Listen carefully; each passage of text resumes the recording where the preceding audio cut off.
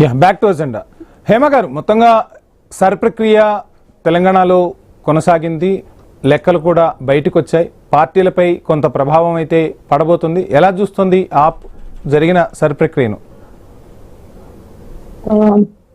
ఛానల్లో ఉన్న వాళ్ళందరికీ నమస్తే అండి.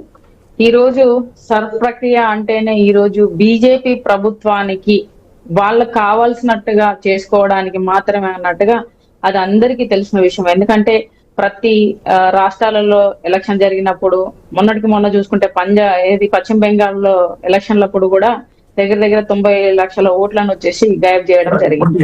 సో అంతకు ముందు చూసుకుంటే మనకి ఓట్ చోర్ అనేది మిషన్ సిపిఎం మిషన్ దగ్గర పట్టుకోవడం జరిగింది కాబట్టి ఇక మీద మన ఆటలు సాగవు అన్నట్టుగా ఈ రోజు బీజేపీ ప్రభుత్వం కొత్త ఎజెండా తీసుకొచ్చింది. మొన్నటికి మొన్న కూడా చాలా ఓట్లు తొలగించాల్సిన అవసరం లేదా? మరణించిన వాళ్ళు ఉంటారు, ఇప్పుడు ఆంధ్ర సెటిలర్స్ కి సంబంధించిన వాళ్ళు ఉంటారు, ఒకే ఓటు హక్కు ఉండాలిగా. ఆ ప్రక్రియలో భాగంగానే ఇది నిర్వహిస్తున్నారు అనుకోవచ్చుగా. దేశమంతా ఒకే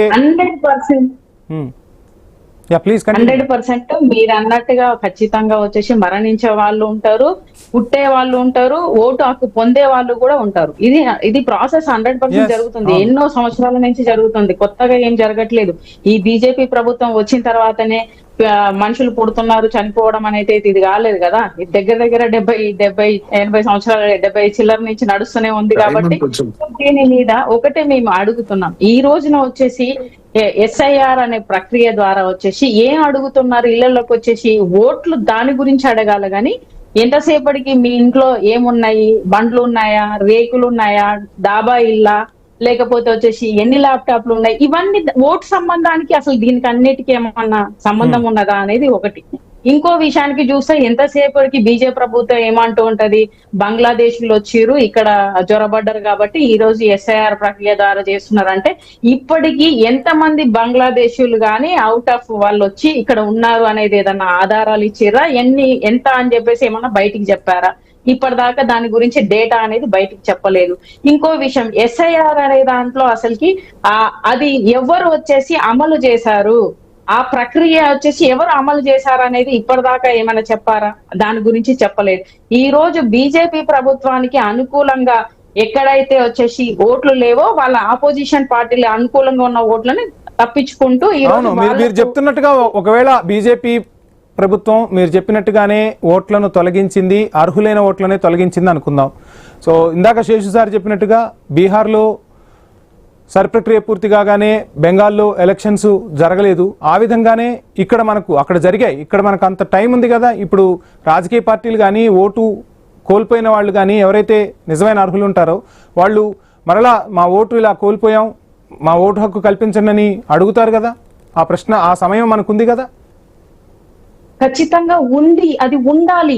ఒక్కసారి కాదు, ప్రతి మనిషికి ఓటు హక్కు తీసుకునేది వాళ్ళ టైమింగ్ బట్టి తీసుకుంటారు, కొంతమంది బిజీగా ఉంటారు, కానీ దాన్ని చేసుకునే ప్రక్రియ అనేది నిరంతరం ఉండాలి కదా. నువ్వు ఎస్ఐఆర్ ద్వారా నేను తొలగించేస్తా అంటే ఏమన్నట్టు?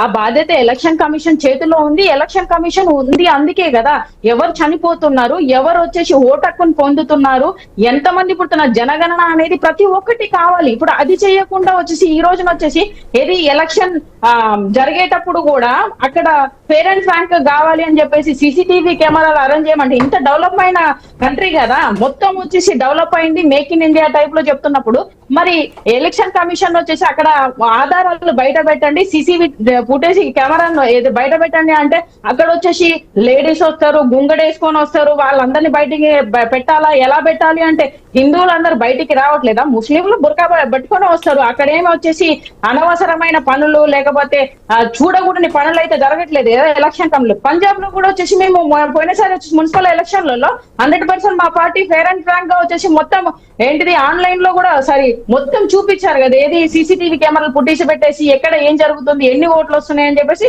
మొత్తం బయటకు బహిర్గంగానే వచ్చేసి ప్రజలు చూసేటట్టుగా వచ్చేసి కొన్ని కెమెరాలు పెట్టేసి ఛానళ్ల ద్వారా కూడా చూపిస్తున్నది ఉన్నది. మరి ఎందుకో నిజంగానే ఫేర్ గా జరుగుతున్న ఎలక్షన్లు అనుకుంటే అదొకటి చేయాలి కదా. ఈ రోజున ఆ ప్రభుత్వం ఎందుకు దీని మీద చర్య తీసుకోవట్లేదని చెప్పేసి అడుగుతున్నాం. పోనీ రియల్ గానే బంగ్లాదేశ్ జ్వరపడ్డారు లేదంటే పాకిస్తాన్ వాళ్ళు జ్వరపడ్డారు అంటే డేటా ఇవ్వాలి. ఇంకో విషయానికి వస్తే ఈ ప్రభుత్వం వచ్చి ఫెయిల్యూర్ అనే కదా ఈ రోజు వచ్చేసి బయట దేశాల వాళ్ళు మన దేశానికి వస్తున్నారంటే ఈ హోమ్ మినిస్టర్ అనే వాళ్ళు బీజేపీ ప్రభుత్వం వచ్చి సరిగా మీరు పనిచేయట్లేదు, మీరు రక్షణ కల్పించట్లేదు దేశానికి. ఏది పాకిస్తాన్ లో ఆఫ్ఘనిస్తాన్ లో లేకపోతే ఇంకెవరో బంగ్లాదేశ్ లో జ్వరపడుతున్నారంటే మీ ఫెయిల్యూర్ అనే అర్థము.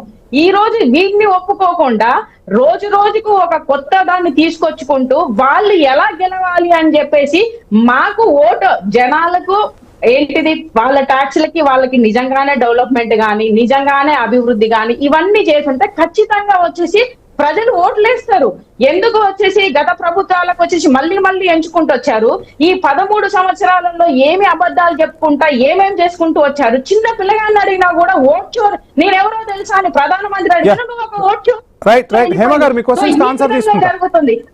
హేమ గారు మీ క్వశ్చన్స్ ఆన్సర్ తీసుకుంటా. నేనేమంటున్నా అంటే ఈ రోజు SIR అనేది అది ప్రజల కోసం కాదు, ఓన్లీ వచ్చేసి బీజేపీ ప్రభుత్వానికి వాళ్ళకి కావాల్సిన ఓట్ల కోసము ఆపోజిషన్ పార్టీ ఓట్లను వచ్చేసి ఏ విధంగా తప్పించాలి అనే దాని మీద SIR నడుస్తుంది తప్ప ప్రజల కోసం కాదు. ఇది సుప్రీం కోర్టులో కూడా వచ్చేసి ఆల్రెడీ వచ్చేసి కేసులు నడుస్తున్నాయి, విచారణ కూడా జరుగుతుంది. ఇక మీద మన తెలుగు రాష్ట్రాలకు వస్తే 100% దీని మీద వచ్చేసి నిరంతరం అనేది ఓట్లు అనేది ఎవరైనా చేసుకోవచ్చు. బయట కంట్రీ వాళ్ళు వచ్చినప్పుడు సో దాన్ని తీయాల్సిన బాధ్యత, ఎంక్వైరీ పెట్టాల్సిన బాధ్యత ఎలక్షన్ కమిషన్ కు ఉంటదని చెప్పి చెప్తున్నాను.